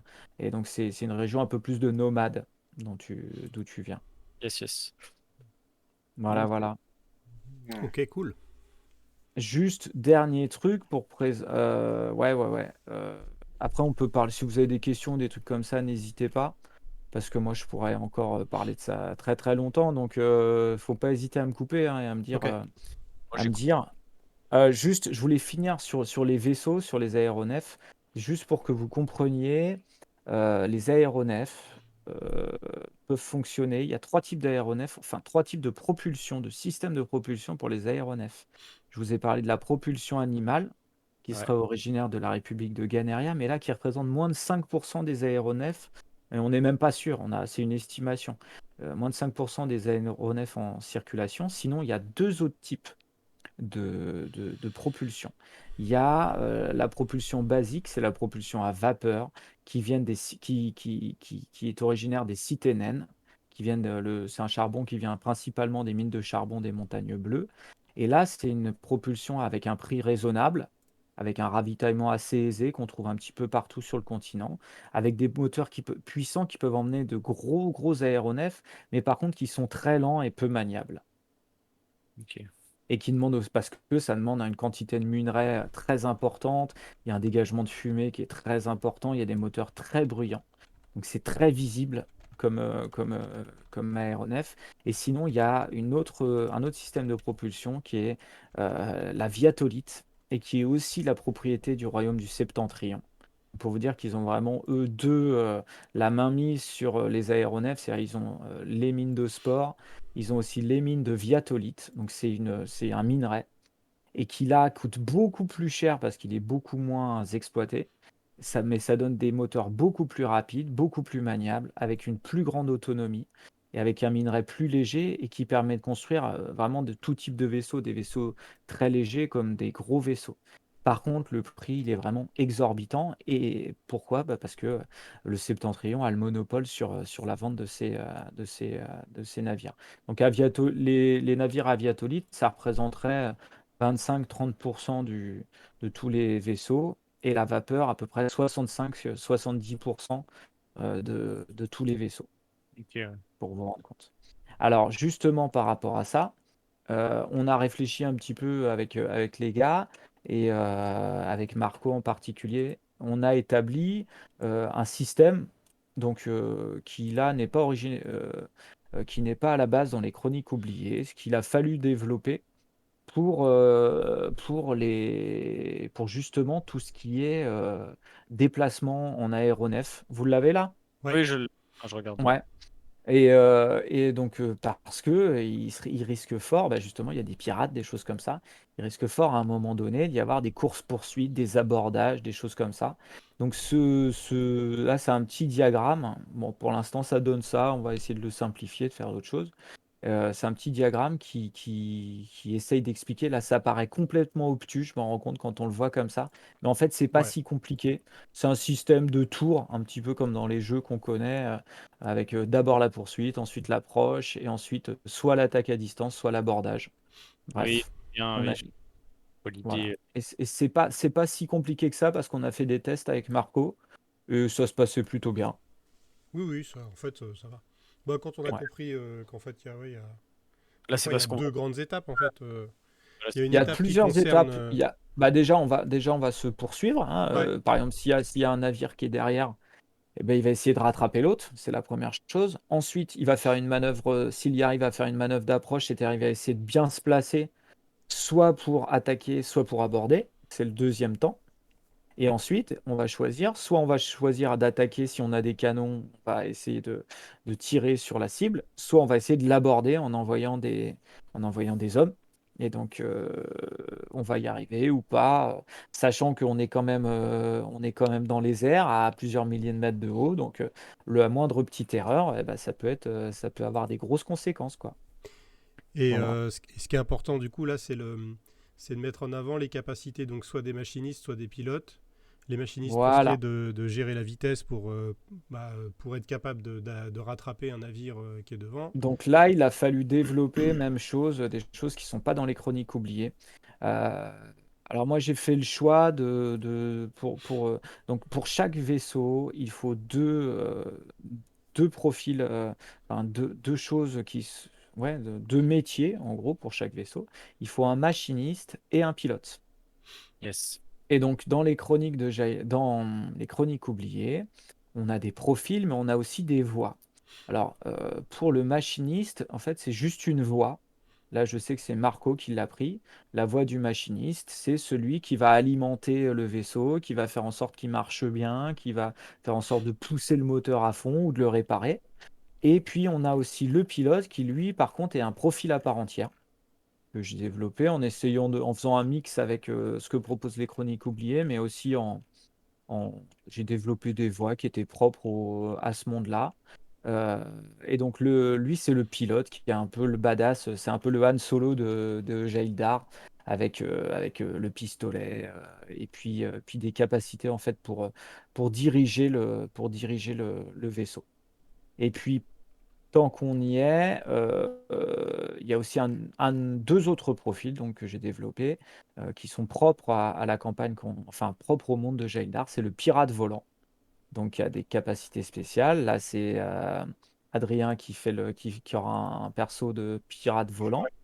C'est ça. Donc, qui est un mix, même chose, voilà, un mix un peu badass de Han Solo et puis de pirate, avec pas mal de charisme, quelqu'un qui parle bien. Et puis, dans les profils, bah, j'en ai déjà parlé, c'est le scriptomancien, qui sera joué par Luc. Et le scriptomancien, lui, il connaît en fait le fléau, donc le brouillard. Il a même la capacité de protéger des endroits avec des runes, de protéger ses amis. À faible niveau, il est capable de faire des cercles de protection qui protègent en quelque sorte comme un dôme. C'est un cercle de protection qu'il va mettre au sol. C'est comme une cordelette avec des runes qui sont marquées autour et puis qui va mettre et puis qui vont empêcher les créatures du fléau d'attaquer. Mais bon, ils ne peuvent pas se déplacer à plus haut niveau. Il permet en fait de faire comme je vous l'ai dit, des runes, des sortes de tatouages sur les armures ou autres de ses compagnons pour qu'ils puissent commencer à se déplacer dans le fléau. Parce que quand on se déplace dans le fléau, si on n'a aucune protection, on va faire des tests de discrétion très très réguliers. Et à partir du moment où on loupe un test de discrétion, eh ben, on se fait attaquer par des créatures. Et donc, à faible niveau, c'est mortel. C'est totalement impossible de se déplacer dans le fléau sans protection. sans cryptomancien. Et puis plus on va avancer dans les niveaux, plus on va être capable justement d'avoir des runes, des choses comme ça qui vont faire que on va commencer à pouvoir se déplacer en essayant de ne pas se faire repérer par les créatures du fléau. Et en même temps, ce perso-là, je l'ai voulu un peu badass, donc il a l'équivalent de la, de la voie de la magie d'attaque, de la magie de combat de Chronique oubliée, où il a l'équivalent de la boule de feu. Et Ok. c'est aussi un soigneur, c'est aussi un healer, donc il est aussi capable de se soigner. Donc c'est vraiment un personnage très très important pour le monde de Jaildar. C'est le couteau suisse de la magie. Ouais, c'est celui qui sait, voilà, c'est celui qui connaît le fléau, qui est capable de se déplacer dans le fléau, qui est capable justement, il a développé des capacités de soins parce que on est obligé d'avoir des capacités Mm. de soins dans le fléau, mais aussi des capacités des capacités de combat. Et bien sûr, et là par contre j'en parlerai pas ce soir parce que je veux pas spoiler ça, mais les personnages et les joueurs le découvriront. Il y a d'autres éléments en rapport avec la magie. Là, pour ceux qui ont lu le bouquin, vous avez peut-être des éléments. Vous verrez. Mais il va y avoir d'autres sources de magie et d'autres choses auxquelles les personnages vont être confrontés pendant leur aventure. Il y a un truc dont tu n'as pas parlé, je crois. Ouais. C'est un des impacts du fléau pour ceux qui s'y promènent sur leur santé mentale. Oui, alors par rapport au point de choc et tout, Ouais. ouais, alors ça, c'est pas forcément en fait, c'est un parti pris. C'est que ouais, si, c'est quand même en rapport. Mais on va jouer avec les points de choc, ce qu'on faisait pas avant sur la campagne d'Anatazirine. En gros, vous allez avoir. Et qu'il y a Vous allez dans. être confronté, ouais, dans Cthulhu. Donc Ouais. là, je me suis inspiré de Cthulhu. Vous allez être confronté à des moments, à des situations affreuses, on peut imaginer plein de choses, hein, on va bien rigoler, ça c'est sûr.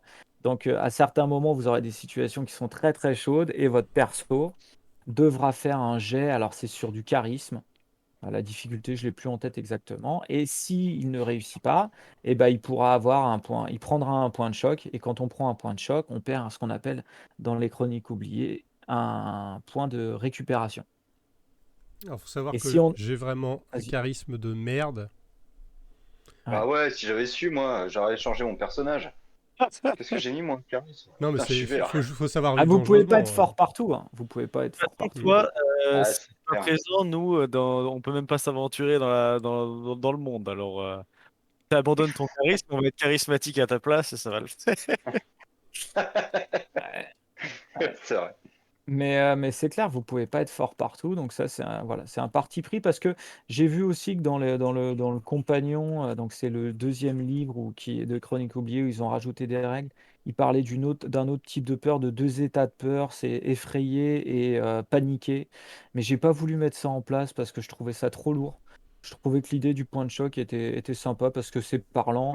Mhm. Au début vous avez autant de points de choc que de points de récup. Quand vous prenez un point de choc, vous perdez un point de récup. Juste pour expliquer, les points de récupération dans les chroniques oubliées, c'est des choses que les personnages ont. Ils ont un total de points de récupération, par exemple 5 points de récupération, et quand ils le veulent, ils peuvent en utiliser un pour regagner des points de vie. Sauf que les points de récupération, vous ne pouvez les récupérer que si vous passez une nuit dans des conditions, genre dans un lit, dans des bonnes conditions et tout. Et, Mm. euh, et, si vous n'en avez plus, vous n'avez plus cette possibilité-là de regagner des points de vie. Sachant que dans le monde de Jaildar, on va clairement être dans un monde, et ça c'est important, je ne l'ai pas dit jusqu'à présent, où euh, il y a de la magie bien sûr, parce qu'il y a le fléau, tout ça, mais les gens capables de la manipuler sont très rares. Oui. En gros, on ne croise pas des mages à tous les coins de rue, on ne croise pas des potions de vie à tous les coins de rue. Voilà, c'est très rare. C'est très Et ça, rare et c'est donc important. très cher. C'est très cher, exactement. Ok, Mhm. on va faire du business légal, mais J'ai pas très cool. Et ouais. oui. Mm. J'ai le droit de monnayer mes soins, Ah, moi? Ah bah c'est ce que font les scriptomanciens en fait. ah, Ils c'est Oh vivent de ça. putain, je vais me faire des thunes. On va ouvrir un business, Jail. Tranquille. Approchez, approchez. Une promotion Je sur vous les remets là. À ce moment-là, potions. ce que vous pourriez faire, c'est peut-être rapidement présenter vos personnages. Oui, Ça peut rapidement. être sympa. On peut Regardez faire si ça je vous mets là. rapidement. Si je vous mets là. Ah ouais, ouais, ouais. Magnifique, ça.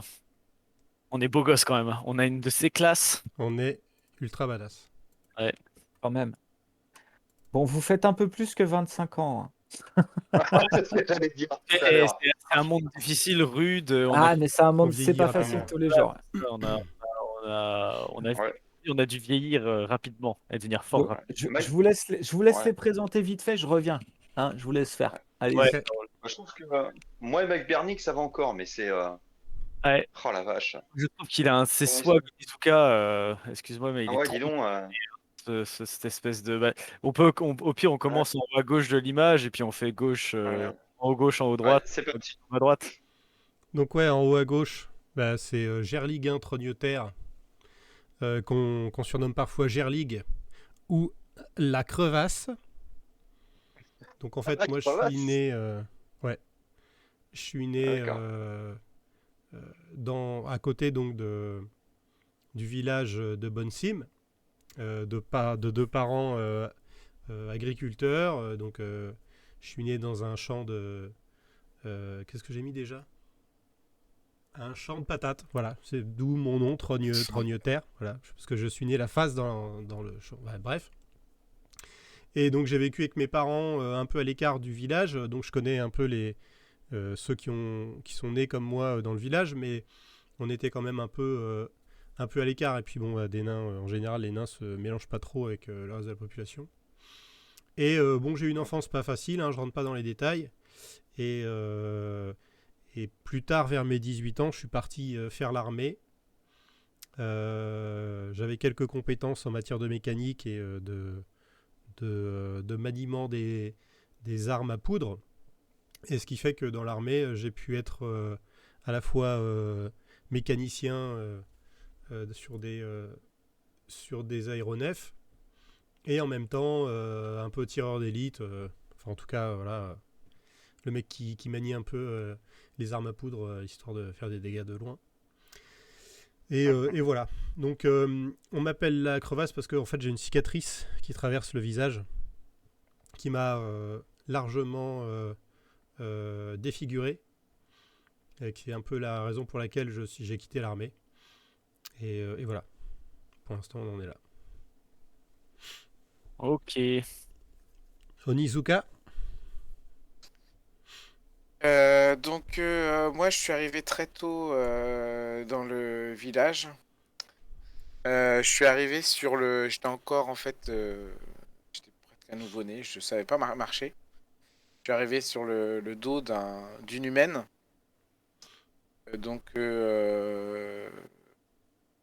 C'est pas.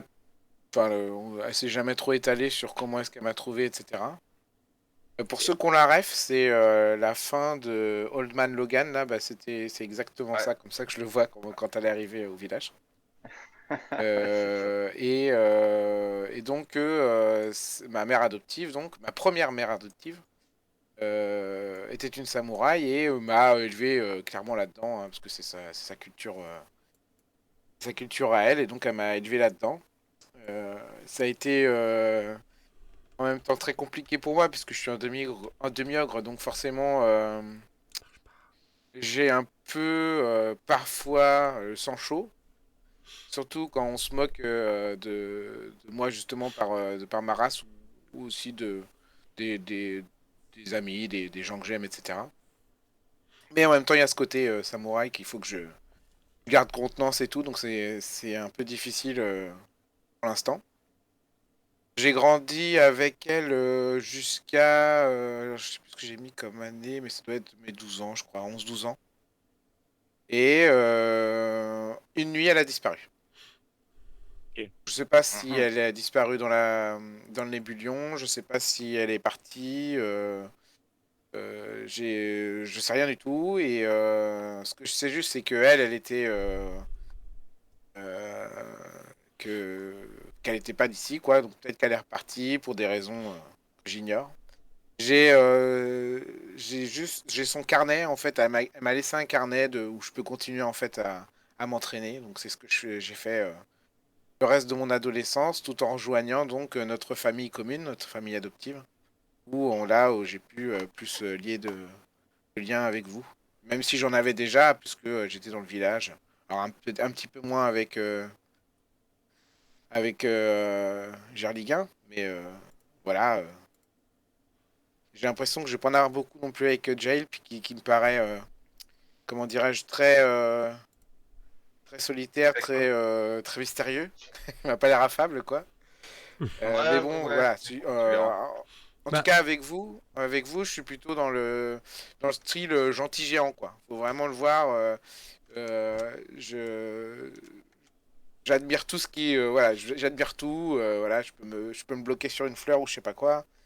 Et puis je suis toujours avec ma grosse taille à me dire, on n'est pas en train de faire une connerie, est-ce qu'on a le droit d'être là, tout ça. Vive la paix intérieure un peu, quoi. Ouais, c'est le peut-être aussi. BGG, quoi. Le BGG naïf et Ah, Voilà. un peu Celui qui peureux, va alors qu'en faire fait, il est attention. extrêmement costaud, quoi. Ouais, c'est ça, celui qui va faire attention à une souris qui va passer. Ah, Je sais c'est pas bon. c'est trop comment encore le film jusqu'à avec quel point je vais le faire, mais. Comme dans... The Last Samurai, là, c'est comment? Et donc, Ça me bah, fait je suis penser à parti moi aussi, quand même, à la fin de mon adolescence. Euh, sans dire trop pourquoi, et bah, quand on se reverra, parce qu'on va se revoir à un moment donné, bah, vous en saurez un peu plus déjà, parce que ça va être assez vite évident. Il y aura quelque chose qui aura changé. Mhm. Ok. Ben moi du coup c'est Joe McBurnick. Donc c'est un personnage qui a un passé assez brumeux lui. Pour le coup il a pas beaucoup de souvenirs de son enfance. Il est arrivé dans la maison où on a tous on s'est un peu tous rejoints à un moment donné où on a tous été adoptés à 5 ans. Donc du coup il a très peu de souvenirs jusqu'à ses 5 ans. Et tout ce qui se rappelle, lui, c'est la chaleur du désert et les hommes enturbanés, les nomades. Il a des images comme ça qui lui viennent à l'esprit de quand il était vraiment enfant. Il se rappelle de la chaleur, voilà, qui lui brûlait le visage. C'est un homme un peu comme au teint mat, avec les cheveux longs et noirs, bon, comme vous pouvez le voir. Et il a un visage un peu acéré, un peu charmeur comme ça, mais un peu froid. En même temps, c'est quelqu'un qui peut être très chaleureux, mais on sent que c'est quelqu'un qui a l'esprit acéré également. Et donc il a ses yeux bruns là qui rappellent un peu la beauté des peuples du Sud et qui lui ont valu du coup pas mal de soucis avec les jeunes filles de Bonne Sim quand il a été accueilli pendant son adolescence. Ça, Ah, vous aurez d'accord. parler quand je recroiserai mes compagnons, on aura l'occasion d'en rééchanger. Et donc, oui, je disais, j'ai grandi, j'ai grandi jusqu'à mes 5 ans dans ce désert-là. Et ensuite, je suis arrivé, on le découvrira comment, jusqu'à mes 18 ans en compagnie des autres orphelins qui ont été accueillis. J'ai grandi avec eux. Et je suis plutôt de nature espiègle et aventureuse quand j'étais enfant et qu'on jouait un peu dans les débris. De la ville, enfin qu'on jouait ou qu'on s'aventurait plutôt dans la ville. Je me suis souvent retrouvé dans des situations un peu délicates et à chaque fois je m'en sortais par le biais soit de mon agilité, soit de subterfuge et un peu de discours pompeux. Je savais quoi dire et à qui le dire. Donc voilà, je suis un peu malicieux comme ça, comme personnage Mhm. et à la fois un peu charmeur comme ça. Donc je suis parti également le jour de mes 18 ans en direction de la terre de mes ancêtres, à la base en quête de réponse. Et comme on le fait dans les Hauts-de-Geldar, on quitte souvent le foyer euh, à ses 18 ans. Et donc j'en dis pas plus parce que je vous raconterai ce que j'ai vécu pendant mes années passées avant mon retour et avant nos retrouvailles quand on se verra. Ce qu'on sait un peu de mon caractère, un peu, c'est que j'ai un peu du mal avec l'injustice et j'ai toujours eu du mal avec le fait que les peuples soient divisés. Je me joue un peu des normes sociales, etc. Et j'accepte pas trop que les puissants soient en sécurité dans leur vaisseau et pour que les autres vivent à même le sol D'accord. souffrent d'impuissance face à ce qui arrive, quoi. Ah, Voilà. c'est classe quand même. C'est quoi ton métier Voilà, dans voilà. la vraie vie si... Dans la vraie vie, moi, je suis éducateur. Ouais, ouais, ouais. Personne ne regarde t'es ça, un c'est petit, donc voilà. Un gars sympathique, mais qu'il faut pas faire chier, mais qui est plutôt malicieux, quoi. Voilà, voilà. Et enfin, Luc, Jail DRM. Et ouais, alors Jail, c'est quelqu'un qui est orphelin depuis qu'il est tout petit, qui a pas tellement de souvenirs. Attends pas. Vous m'entendez Tu pas? démutes, Couper tu ton micro. démutes, Si, vas-y, ouais. Si on Oh, t'entend, mais merde. un petit peu loin, quoi. Ça va, Ah, ça va. c'est pas Moi, possible. j'entends Mets ton bien. casque à Ça va ou l'envers. pas? Attendez, je vais changer de place. Yes. C'est mieux comme ça? Non, c'est pire. Ah putain. Bon, comme ça, vous m'entendez? Non, toujours pas. Yes. Bah moi je sais Ah pas. putain. Moi, j'entends Moi, rien du tout. Attendez, j'ai une... Moi j'écoute pas le son de Et Twitch, si- donc du coup. Et si je fais ça? Non. Mais putain, mais c'est pas possible, tout le monde Enlève m'entend ta très ouais. bien. capuche. Enlève ta capuche. Ah, Mm. ok. Mais comment il est ton casque en fait? C'est un micro qu'il faut déplier? C'est comment il est fait? Non, pas du tout, c'est un micro qui est sur le casque. Je sais pas où il est d'ailleurs. Ce qui est assez dingue, c'est qu'on l'entend sur Discord et pas sur. C'est vrai, on l'entend pas sur le live? Moi, ouais, je l'entends très bien. C'est une question. Ah oui, bah voilà, et donc moi je l'entends sur Discord. Hein. Mhm. Allez, Moi, vas-y. j'entends rien du tout. Vous m'en- Mais attendez les gars, vous m'entendez sur Ok, bah, c'est Discord? que moi alors. Oui, on Oui, moi, t'entend, ouais. Discord, oui, oui. Bon, ok, Je vais bref. augmenter ton son, hein, t'inquiète. Euh, Si, ils t'entendent, t'emmerdes pas avec ton Ouais, téléphone. vas-y, ils t'entendent. vas-y, vas-y. C'est bon. Vas-y, Merci les gars. décris. T'inquiète. Ouais. Donc, je disais, ouais.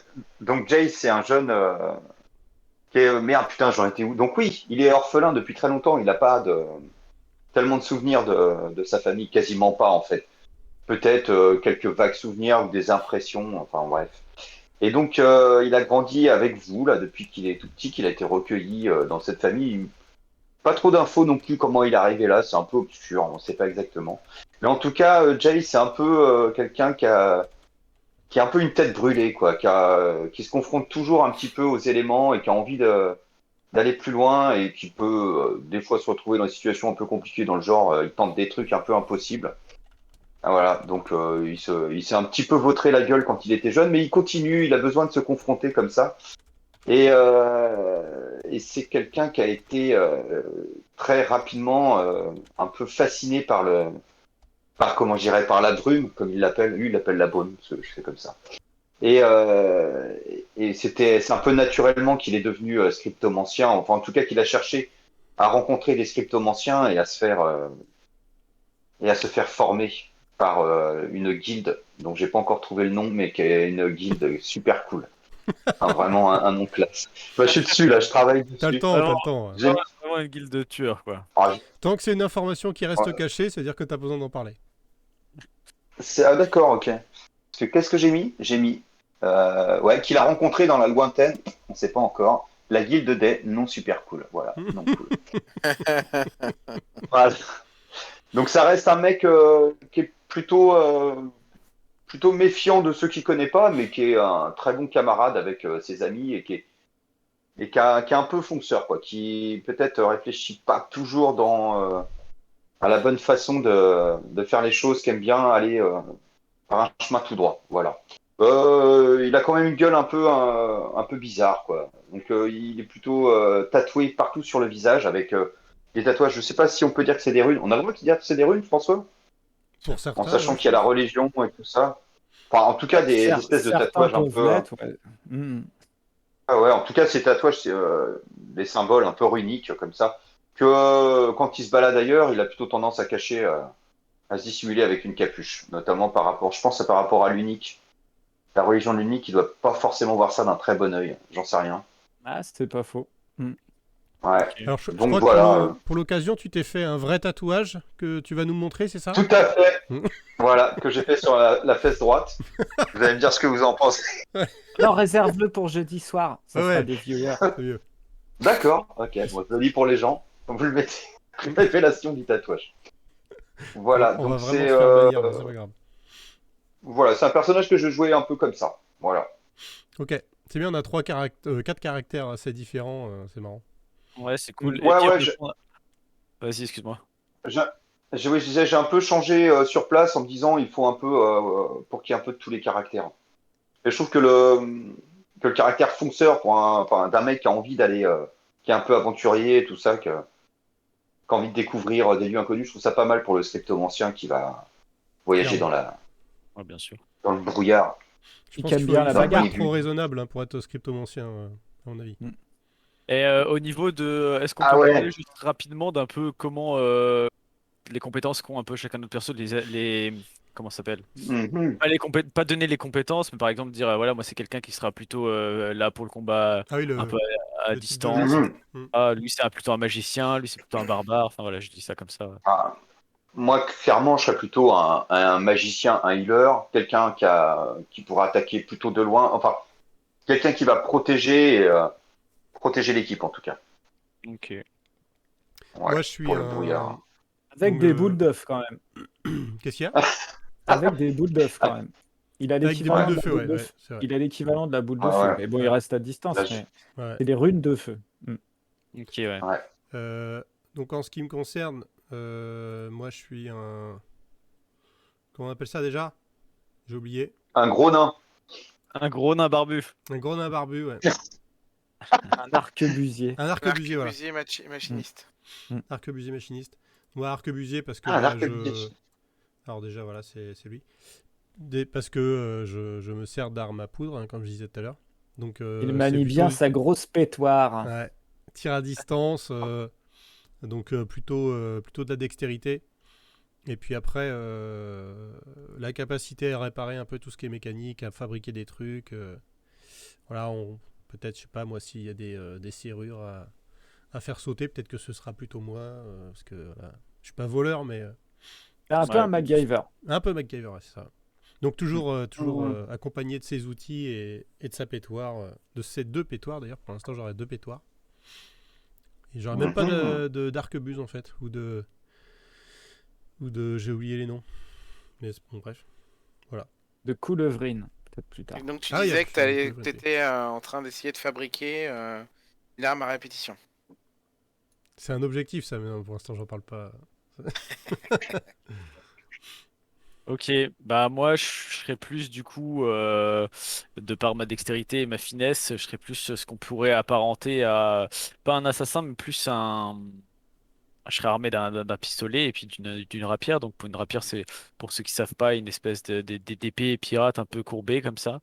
Mhm. Donc à mon côté, j'aurais zut, j'ai oublié le nom. J'allais dire pistolet, mais c'est pas vraiment Ouais, exact.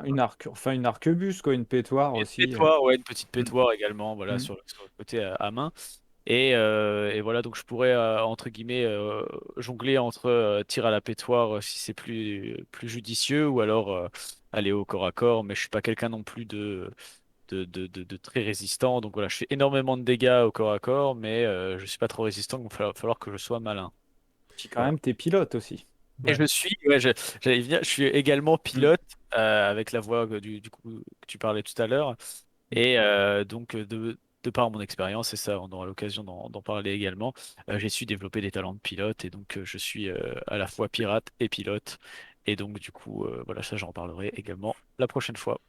La rapière, si je dis pas de conneries, c'est aussi l'arme des mousquetaires. Les mousquetaires se battaient à la rapière. Ouais, c'est C'est un plus peu un. l'équivalent, hein.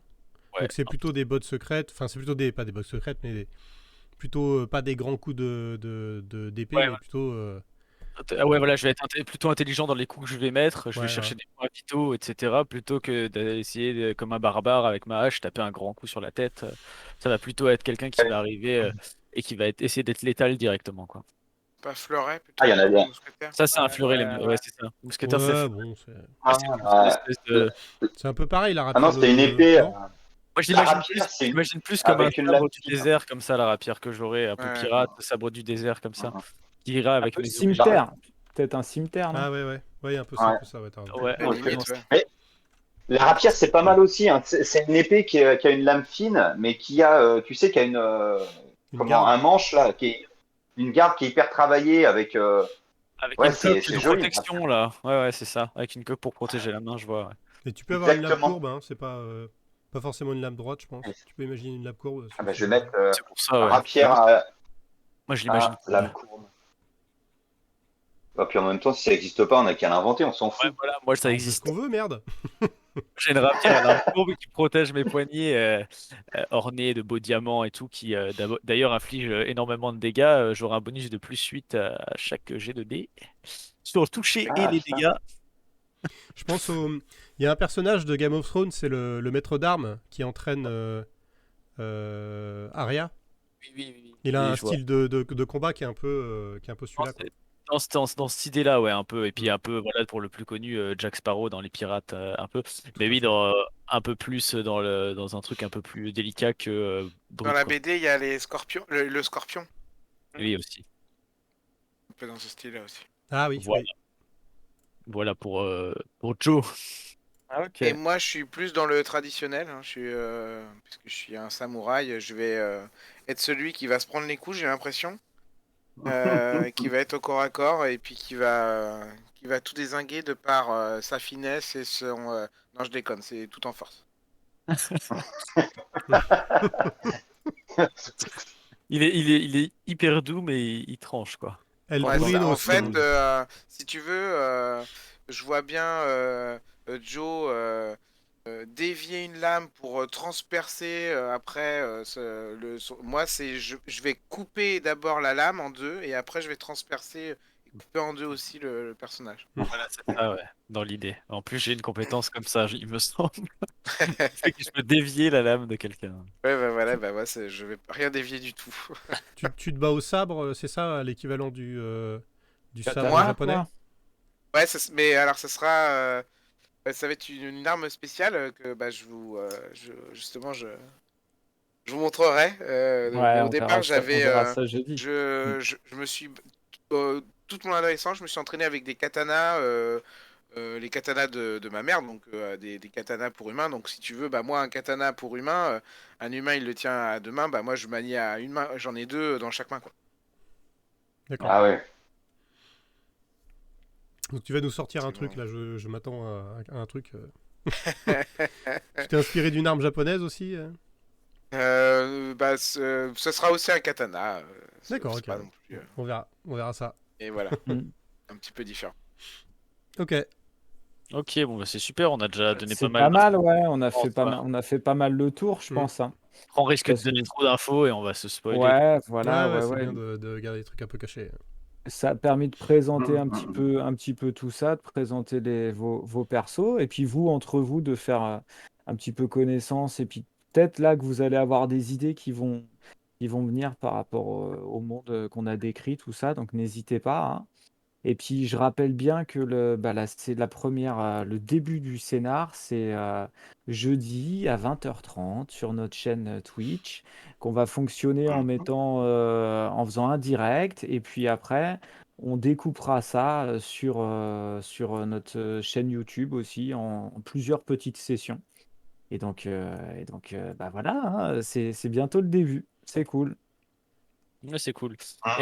Et du coup, on se redonnera rendez-vous, nous, à 20h15. Comme ça, on a le temps de bien faire les trucs, Ça histoire que serait Claire. bien de commencer avec histoire tous ouais, voilà, avec un son à peu rodé, près Oh correct. là là. avant de lancer. Comme ça, on commence, et bim, Ah, générique, et bim, on commence l'histoire, quoi. Histoire d'être Mm. sans Ah y ouais, penser. l'idée c'est de ah ouais. commencer direct, de se mettre dans l'histoire tout de suite, quoi. Yes. D'accord? Ouais, c'est clair. Yes. Donc là, la vidéo de Ah, puis présentation putain. qu'on vient de tourner et de diffuser en direct, elle sera disponible sur la chaîne YouTube et accessible voilà, pour ceux qui le souhaitent. Voilà, l'idée c'est de garder ce lore-là, tout le background, pour ceux qui veulent s'y référer, ou même vous, si vous voulez vous y référer pour revoir des petits points, et ben, pas hésiter à y aller, à faire des commentaires, à nous dire ce que vous en avez pensé aussi. Pour ceux qui suivent, qui vont suivre nos aventures, n'hésitez pas à liker, puis à nous mettre des commentaires pour nous dire si vous avez d'autres idées qu'on pourrait aussi peut-être inclure dans la campagne. C'est ça qui serait cool aussi, d'avoir des idées qui viennent Le monstre un pour peu tuer. d'ailleurs. Ouais, des idées de monstres, des idées de péripéties. N'hésitez pas à m'envoyer des petits messages si vous avez envie que l'un des quatre, je sais pas, chope une maladie ou la ch'touille ou des trucs comme ça. N'hésitez pas à m'envoyer des Alors, idées. N'hésitez pas, ça pourrait être très sympa, quoi. Voilà. ouais. Yes. Bah, Sam, merci en tout cas Sam d'avoir est regardé. figé. On a figé Sam. Ça va, Merde. Ah, Sam? ça y est, ça y est, il est revenu. Ah non, il s'est figé. Ah, Ouais, moi Ouais, aussi, je croyais que j'étais revenu. ouais. ça a bugué. Mince. Bon, en tout cas, la bise Merci à tout le monde. ouais, Ouais, merci à tous. Ouais, Et puis, salut. bisous. À on dit jeudi. à jeudi, À ceux qui sont jeudi, à là. jeudi. Ouais. Ciao, ciao. Ciao, ciao, Allez, l'autre. ciao. À Salut. plus. Ciao, ciao. Et attention, c'est terminé.